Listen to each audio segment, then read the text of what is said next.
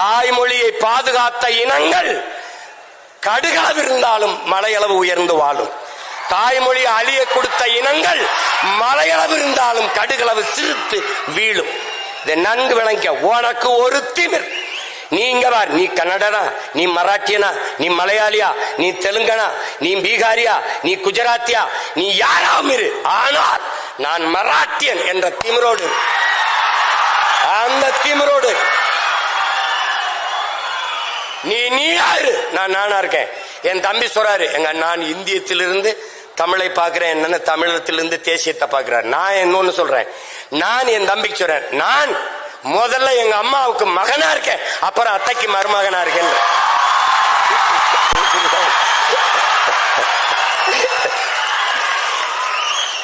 இந்த தேசம் நல்லா இருக்கணும்னா, இந்த நாடு நல்லா இருக்கணும்னா என் வீடு நல்லா இருக்கணும்.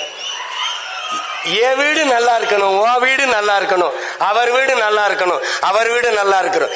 எல்லா வீடும் நல்லா இருந்தால் நாடு நல்லா இருக்கும். That's all your honour.